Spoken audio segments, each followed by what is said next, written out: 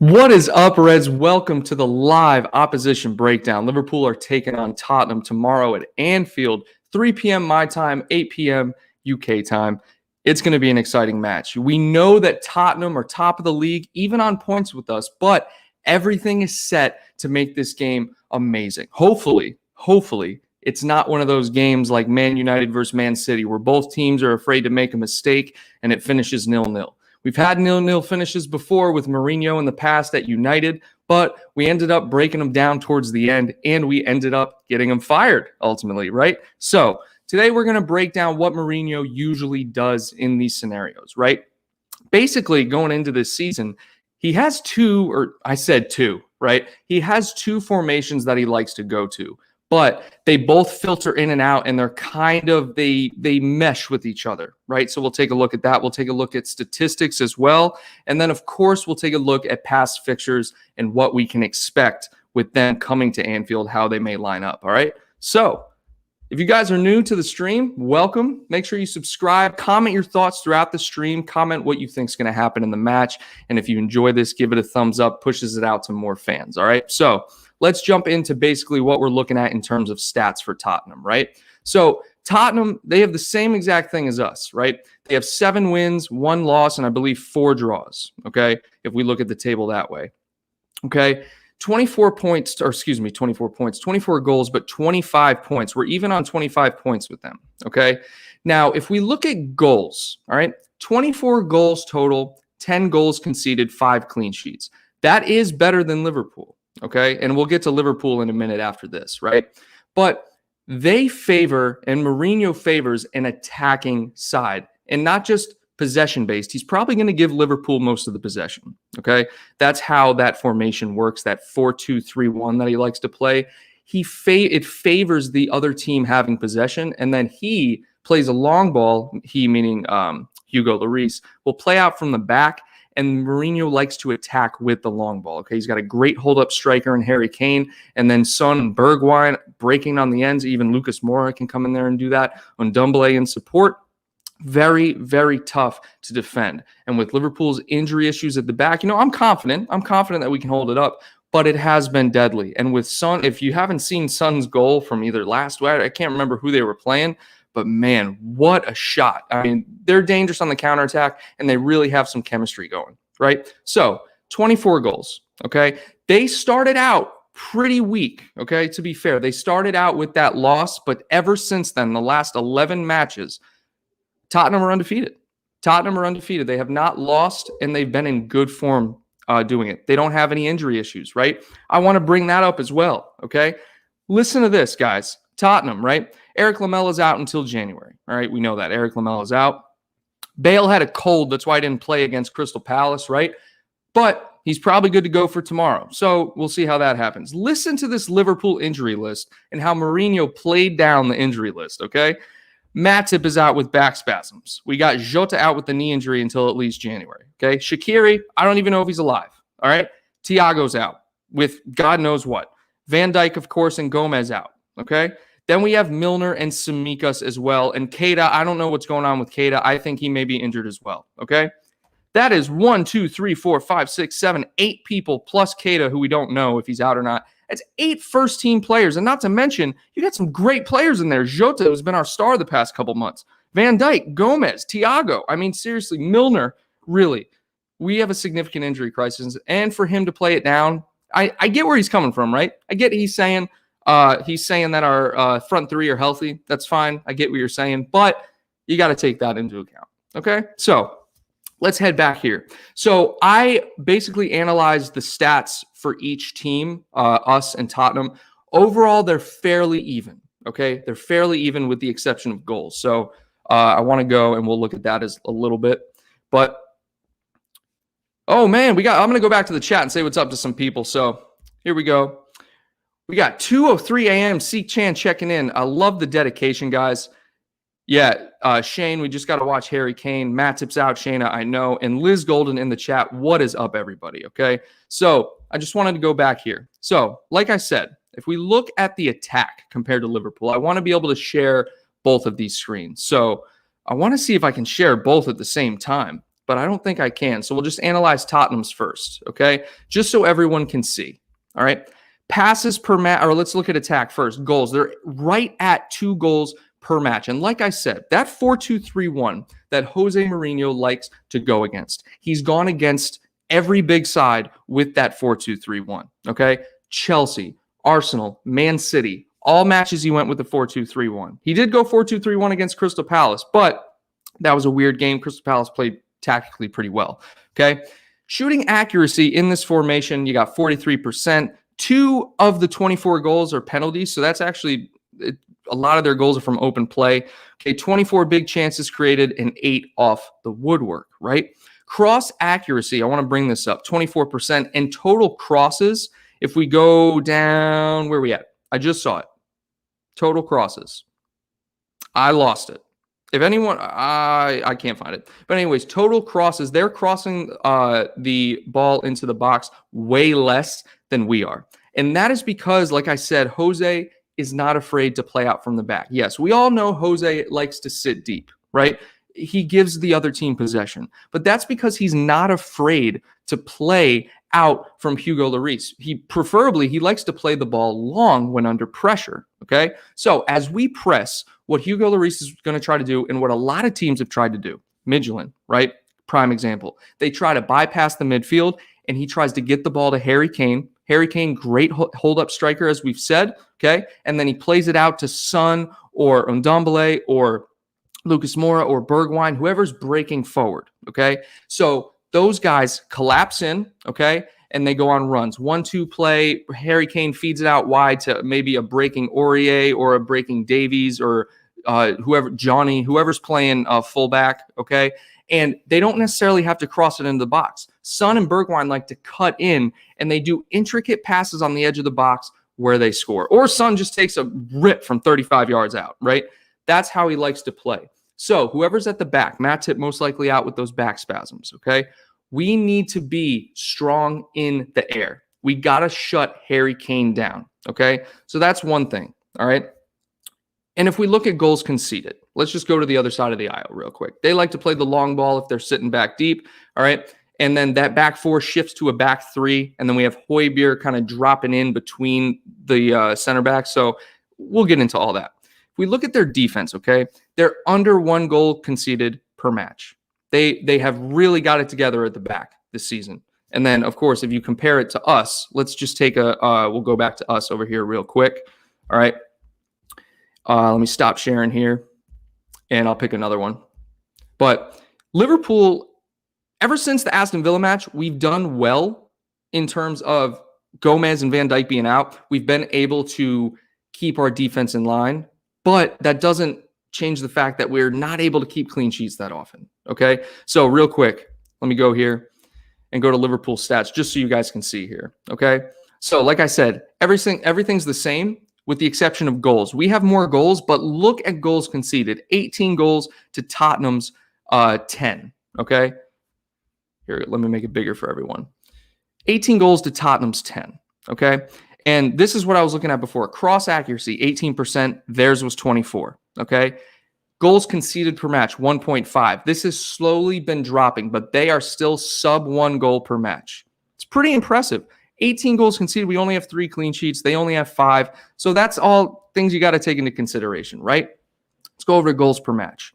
They're at 2.0. We're at 2.25, okay? We're obviously going to be favored to have possession this match. There's no question. I think Klopp is going to want to play that way, and I think Mourinho, to be fair, is going to let him play that way because Mourinho has the players to play on the counterattack. And at the very least, if they do have possession and they're playing out from the back, he's comfortable playing out from the back. He's either going to play over the top, he's going to play it long to Kane, or he's going to play it through Højbjerg, who's been an excellent acquisition for them. And Højbjerg is going to play it out to either Ndombele dropping deep or whoever's Sissoko, whoever is in that other holding midfield spot if he's in the 4-2-3-1. We know he likes to line up in a 4-3-3 as well, but the 4-2-3-1, as I'll get into in a second, is against all the top teams. That's what he goes with, okay? So again, let's go back to Liverpool stats here, okay? We've had to make 175 clearances, okay? It's pretty significant. It's pretty significant. And the thing is, we don't know how much of this we can attribute to the injury crisis, right? I mean, because we have been playing somewhat decent without Van Dijk and Gomez in terms of results, but statistically, some of it stands out. Okay, big chances created, 26, hit the woodwork 4 times. Okay, we do have 5 penalties scored for the 27 goals. Okay, they only have 2. It's really not that big of a deal. Shooting accuracy, 41%. And like I said, 2.25 goals per match. I like that number. I really do. 2.25 goals per match. If you can score 2 goals per match, you're going to be tough to beat. And I think that's why Liverpool are even on points with Tottenham for top of the table. Okay? So those are those stats there. Okay? I'll get out of here, and I want to show you guys how Spurs have been lining up with every other squad, all of the top teams. Okay? Let's go back into the chat real quick. We got Liz saying this match is totally winnable. Klopp will outmanage and he will outplay. Absolutely. We beat him 1-0 at the stadium last season. And then at Anfield, I believe we beat him 2-1, right? After a rough start where Son, I think the ball came off the crossbar and Son ended up scoring in like the first minute or 2. So yeah, we have their number, right? But that doesn't change the fact that they have made some excellent acquisitions over the summer. Excellent acquisitions over the summer. Reguilon, I completely forgot Reguilon's probably going to be playing at that left back spot.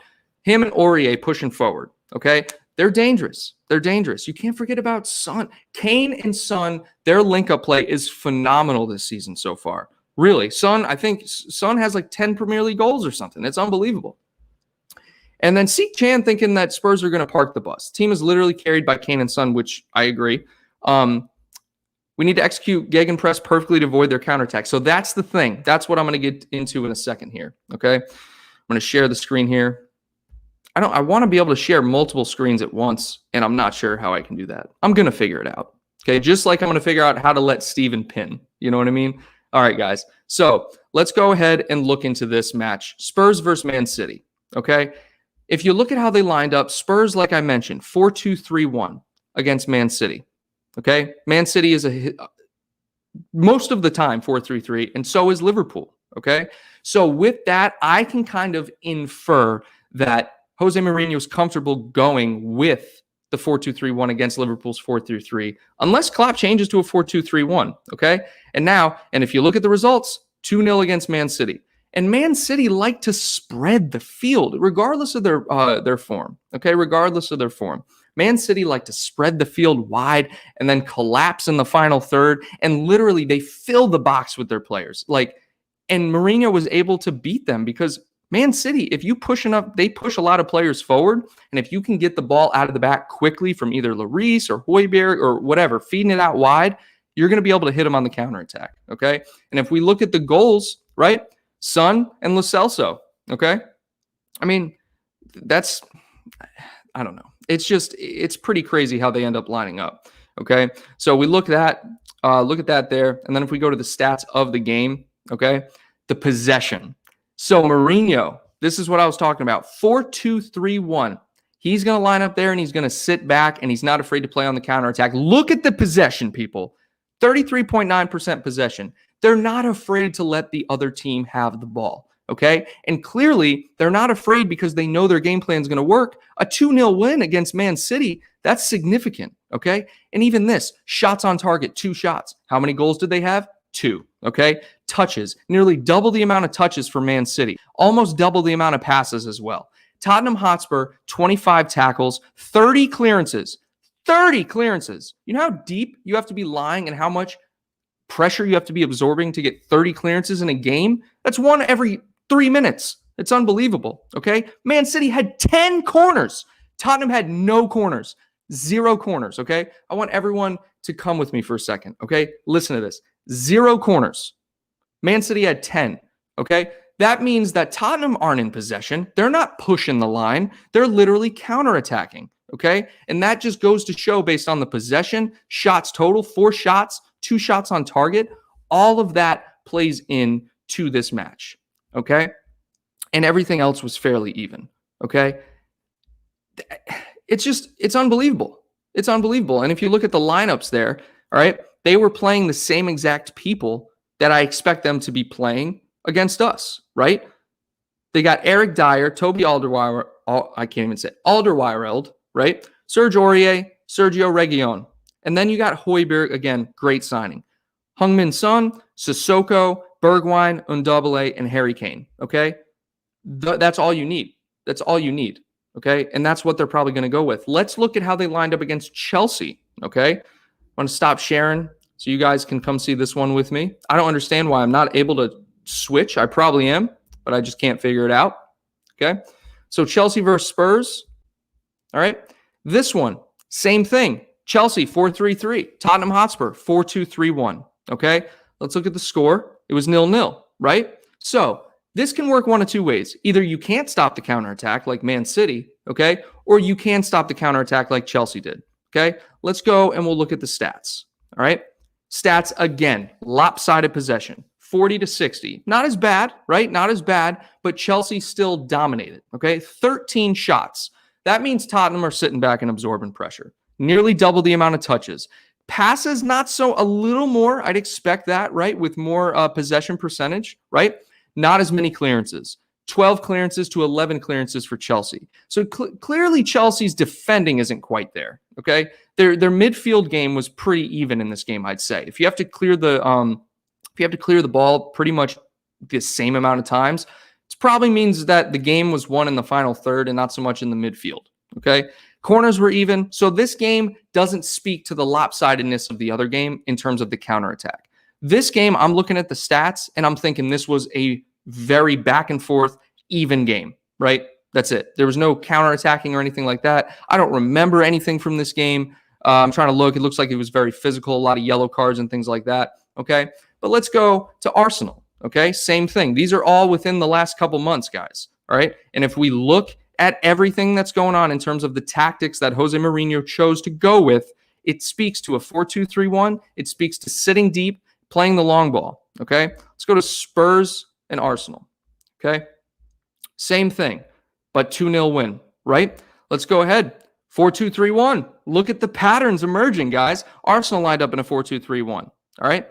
Now, this is the lineup. Let's go to the stats, okay? Look at the possession. I can't even, it's just screaming at us, guys. It's screaming at us how Mourinho plays, okay? And it's working. It's working. Tottenham are top of the league, okay? 30% possession to 70 for Arsenal. When do you see that in a derby like this? Usually it's even, right? Both teams are looking to press, to push, to score. These Tottenham wasn't looking to do that, okay? Arsenal, again, 11 shots. 3 shots on target for Tottenham. 2 of them went in, okay? Touches, double the amount of touches for Arsenal. More than double the amount of passes, okay? Clearances. Look at the... I'm just going to make this full screen for everyone to look at. Look at this, people. Look at this. 55 clearances. 55 clearances. I've never seen more clearances than that in a game. 55 clearances. That's unbelievable. 9 corners for Arsenal, 3 corners for Tottenham. Can we just 55 clearances? That's remarkable. It's absolutely remarkable. So again, guys, if you look at those stats, we can expect Tottenham to sit deep. Now, back to what I was saying at the beginning of the show, okay? In Jose Mourinho's, the end of his time at Man United, he still tried to sit deep. We ended up beating him. Klopp finally ended up breaking him down, and we ended up getting fired pretty much, okay? Now, the confusing thing to me is Tottenham are top of the league right now, okay? Historically, Mourinho's been criticized for this style of play, but I think 3 things maybe, are contributing to the fact that Tottenham are top of the league, okay? Let's look at the Højbjerg acquisition, and then you look at Son and Kane, okay? Kane is a hold-up striker that is one of the best finishers in the Premier League. Can't argue it. Son is so dangerous down on the counterattack and also down that wing, okay? He didn't have anyone like that at Man United. He had players with potential, but he didn't have players like that. He had Martial, right? He had Rashford, right? I think he had Ibrahimovic, right? At least somewhat of a hold-up striker, okay? He didn't have anyone like these two. These two are in their prime. And then you look at the coming into his own of Ndombele, right? Bergwijn coming in. Excellent player. Sissoko still doing great. And then, of course, you have Reguilon, which allows those wingers to push forward, okay? They end up playing with a back 3. They end up ultimately playing with that with usually Eric Dyer, not Vertonghen, the other guy, whoever usually fits in there. Is it Alderweireld? That's right. Him, Eric Dyer, and then you have usually Højbjerg drops in. So you have that back three. And kind of what we do, in a way. Kind of what we do. Klopp has our wingbacks pushing forward. But the difference is they drop back, okay? Ndombele drops back deep, okay? And then you have Son kind of helping out on the wings, and then whoever's playing in the other wide position helping out on the wings as well. If you can make 55 clearances and give up no goals, they are good at absorbing pressure. That's my biggest worry with this, guys. All right, let me know lineup predictions in the chat. Okay, lineup predictions and score predictions in the chat. Let's go back up here, and we'll see what's going on with everyone in the chat. Liz Golden, let Steven pin. I don't know why we play like we don't care against small teams, but I hope Anfield going to enlighten the team once again. Believe in Anfield. Yeah, against Fulham, to be fair, every squad this past weekend kind of struggled. Every big squad, I should say. Arsenal, everyone, Chelsea, really everyone struggled for some reason, okay? See, Chan again saying, Spurs even parked the bus against Arsenal, which means they're good in counter as well as defensive too. Our front three need to show up. And that's absolutely right. Our front three do need to show up. And that's what Mourinho was kind of getting at, okay? He said, you don't have an injury crisis because your front three are healthy, okay? And yeah, I get that. We're the best front three in the world. But do you want me to read the list again, Mourinho? We got Matip, Jota, Shaqiri, Thiago, Van Dijk, Gomez, Milner, Tsimikas, Keita, all out. All out. He's got Eric Lamela out. Eric Lamela. Like, I forgot he played for him. It's crazy. It's crazy. What's up, Oyvind Wen? But seriously, guys, let me know your lineup predictions and scores in the chat. I wanted to bring you guys this opposition breakdown because Mourinho's teams are historically parking the bus, right?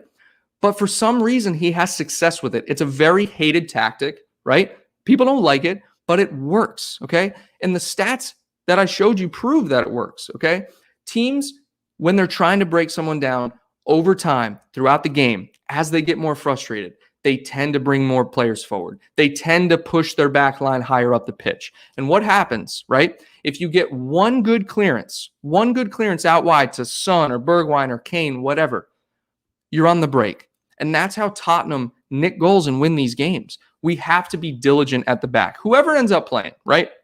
Say Matip's out. I doubt Matip's going to play. I'm not quite sure. I have to read more detail, but he has back spasms. He's unlikely, okay? So who are we looking at? Fabinho, Nat Phillips? Fabinho, Reece Williams? Who are we looking at? Is he going to put Henderson in the back? God, I don't want to see Henderson in the back. I want to see Henderson in the midfield pushing the tempo, right? Fabinho needs to be diligent back there. And Fabinho, he's not the fastest guy. He's not going to keep up with Son. Okay, he'll keep up with Kane, but we need to put players on. Trent's got to be diligent. Robertson's got to be diligent. Maybe Robertson stays back with him. These are all things that are important. These are important. These are things we have to do. First off, we have to win the midfield battles. We have to, okay? And I think we will, right? If we look at their midfield, it kind of rotates between Ndombele. Lo Celso sometimes gets in there. He's subbed on towards the end of the game. And then you also have Sissoko and Højbjerg.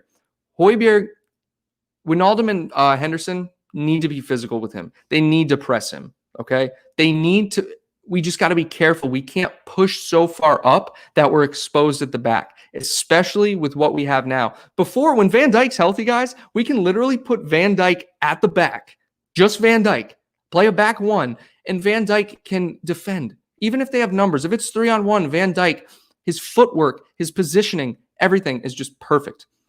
We got to be careful with that. We don't have Gomez or Van Dijk. We have Fabinho, to be fair. Fabinho at the back is a problem. He is great at the back, and I knock on wood, I hope he's good in this game as well. I'm just interested to see if Tottenham are trying to play an open game or if they get sucked in to playing an open game coming to Anfield, right? If they get sucked into playing an open game, I think Liverpool win this comfortably. I think, which they're probably going to do, 4-2-3-1, sitting deep. They're going to try to hit us on the counterattack, and we have been exposed on the counterattack this season. Specifically, Aston Villa, Leeds exposed us, even though we ended up getting the W. Leeds exposed us on the counterattack. Their first goal, Harrison Reed, granted, it was first match, but we got to be careful, guys. Let's go back to the chat. see what's going on with everyone. Seek Chan is Chamberlain playing or what? Don't understand what he's doing. So he just started training with the first team this past week, maybe last week. So he's got to get up to match fitness. Who knows? I don't know if he'll start. He'll definitely get some minutes. I thought he would get minutes last game, but probably going to get some minutes this game. Shane saying we will cut to the chase right now about team lineup. It'll be the same team, and they start against Fulham because we have no other options. Nate Phillips in for Joel Matip. Yeah, I would like to see Nate Phillips play as well. Seek Chan saying Allison Fabinho Phillips, yeah. Or Matt. Yeah, the thing is, Matip's out with back spasms to my understanding, right?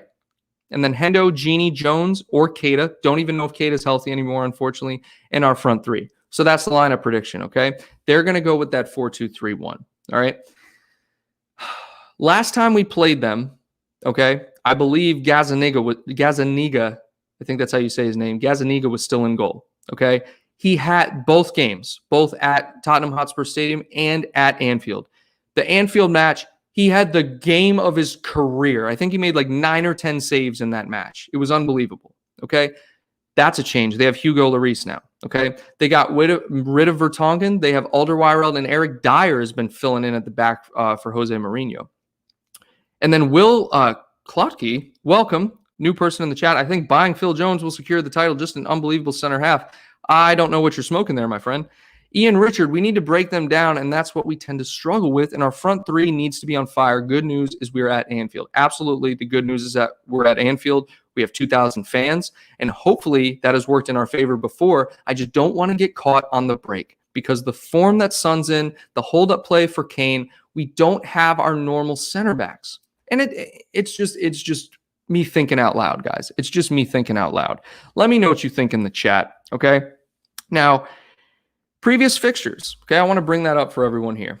The previous matchups, like I mentioned last season, okay, we had a 2-1 win at Anfield and then that 1-0 win with the Bobby goal at, whatchamacallit, at Tottenham Hotspur Stadium, okay? We had a lot of chances created in that game, and to be honest with you, I think it was a good game. I think we could probably expect something similar this time. And let me stop sharing here. I want to start sharing so you guys can see the previous fixtures as well. Okay.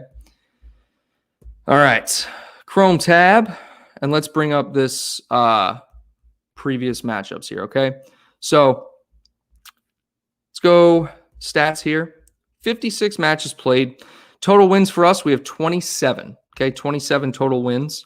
All right. And then again, if you look at the other stuff as well, 15 draws. At home, we have 18 wins. Away, they have 2 wins. So right now, the stats are in our favor in terms of winning at home. All right. Previous meetings, like I mentioned, 2-1 and 1-0 last season. And then you're going down. We had the draw 2-2 with them in 2018. I'm trying to remember that match. Was that the weird penalty match? I think that was the weird penalty match at the end of the game. I could be wrong. But previous form guide, okay? What is it with these away games? We're struggling with away games right now, but home form is great. Okay, their away form not so good. I mean, they did win against West Brom, right? But 0-0 to Chelsea, 1-1 to Crystal Palace, but they're pretty similar to us. Okay, now again, we're even on points with them. We have the same exact win to draw to loss ratio. This is what I was talking about before. Okay, 2.25 goals per match. But they only let up 0.83 goals per match.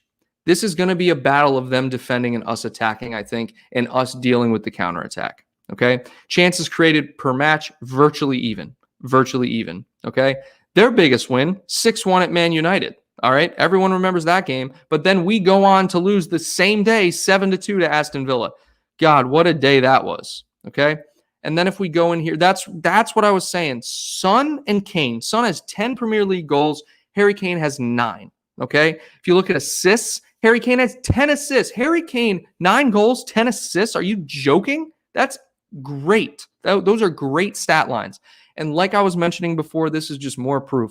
Pierre-Emile Højbjerg, they play through him. If they're not playing a long ball, they're playing through him out of the back. 870 passes, okay, per match. That can't be per match. That's total. That's definitely total. I was like, wait a minute, that can't be per match, okay? Tackles, thank God Fabinho's in there because Højbjerg is their leader in tackles too. 35 tackles, Fabinho with 23, and then Aurier, surprisingly, 19. That surprises me. Okay? But, guys, I'm excited. I'm pumped, all right? I'll be doing a live watch-along, a live watch party for everyone to tune in and watch. Let's see if there's any other thing. So it does say Gareth Bale remains a doubt due to illness, okay? And Yafet Tanganga, I'm not sure how you pronounce the last name. He's out as well. I completely forgot about that. But Gareth Bale, the way Mourinho made it sound is that he should be available, but who knows?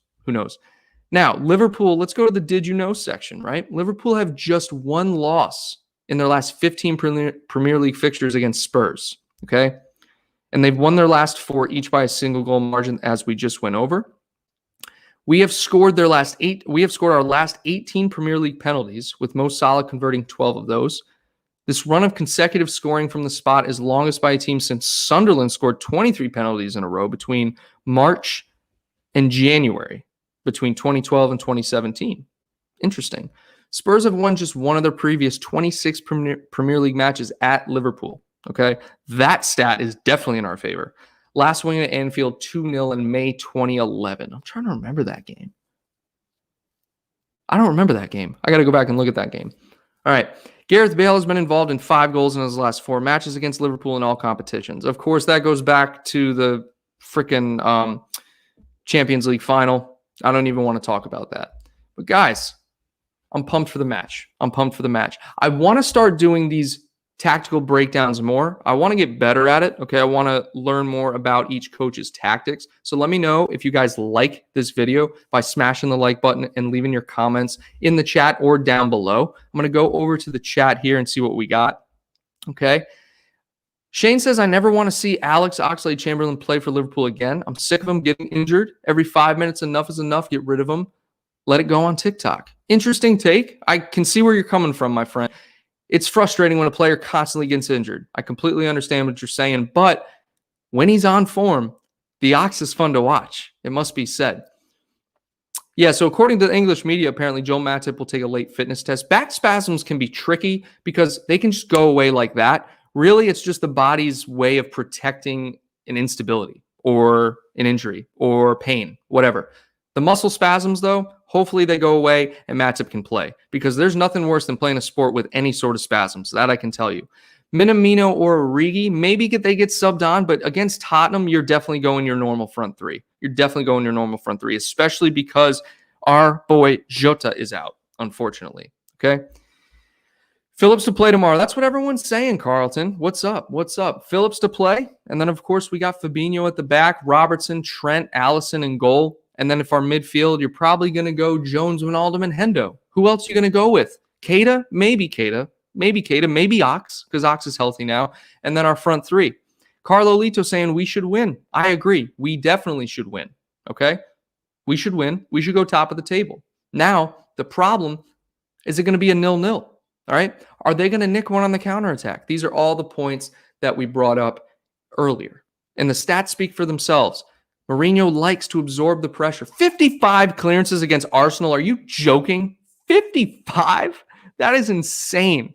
Gini, Hendo, Chambo. That's a good midfield. Guys. So again, if you enjoy these opposition breakdowns, this is the first one. It's sort of like a hybrid of a tactical analysis and a match preview. Let me know in the comments. Like the video, share it with someone, and then that way I know if you guys enjoy it, we can make more of them. Okay? Read some more comments and then we'll wrap up here. If we need actions off the bench, hopefully to call Minamino will finally stand up and start delivering. We need him to deliver. That's one thing I do want to say. Minamino, his energy is there. The energy is there. What he struggles with is just getting involved in the game. You know what I mean? Like, his energy's there. He's pressing. His work rate. But he's not on the attack, right? He was there when Mane headed the ball down against Midtjylland and he scored, okay? But the ball, it was called off because of a handball, right? He's there. He gets in the spaces, right? He just hasn't really proven anything to me yet. We haven't really seen him at his best, I think, right? And it's kind of been overshadowed with our boy Jota. It's been overshadowed with Salah playing well. And it's been overshadowed with, Jones coming in and playing, right? Minamino is one of those players that can float between that attacking midfield role, a winger. He can play center forward as well. One thing I don't know what's going on is Origi. What is going on with Origi? The poor guy. We all love Origi. But he's struggling. The appearances he's gotten this season, he's struggling. But guys, Højbjerg, yes, Carlo, he 100% is the glue there, okay? And I read off some of those stats. He leads the team in tackles per game. He leads, or total tackles. He leads the team in total passes. And he is the Henderson, if you will. He is the Fabinho. He is their distributor. He gets the ball and he's looking to pass, okay? If Lloris doesn't play it out from the back, okay? And we do have to worry about Ndombele. I think our midfield will overpower Ndombele, to be fair. He can be technically sound, and he does have good vision, and he's in good form. But I just think really we got to worry about Son and Kane, all right? If we can body Kane and prevent him from doing any sort of hold-up play, clear the ball, I think it could be a good game. It could be a good game. But to sum it up, I think Mourinho is going to sit deep and try to hit us on the counter if the squad doesn't get pulled into an open match, okay? But, guys, I hope you guys enjoyed the breakdown. Again, hit the thumbs up if you enjoyed it. Share it with a Liverpool fan. Hopefully, if it's popular enough and you guys enjoyed enough, it gets a good reception, we can do more of these. And they're only going to get better, guys, all right? And I appreciate everyone coming in and chatting with us today. We got Carlo, Shane Buckley, Carlton as well, and a lot of other great people. Liz was in here earlier. Ian Richard as well. This is the one he was talking about. 2-2 game was when Kane went down like he'd been shot for that penalty. That's right. I remember that. Was that the one where I'm pretty sure that was the one where the referee came over to the sideline official and was like talking about like, did you see that? Did you see that? Like, and they gave the penalty. I think that was the one. And wasn't it saved? Oh God, I got to go back and watch that one again. That was crazy. But anyways, guys, thanks again for tuning in. And tomorrow, live match watch along. It's going to be, we'll probably go live about 2:50, 10 minutes before kickoff. All right. It's going to be a good match. So hopefully I'll see you guys there.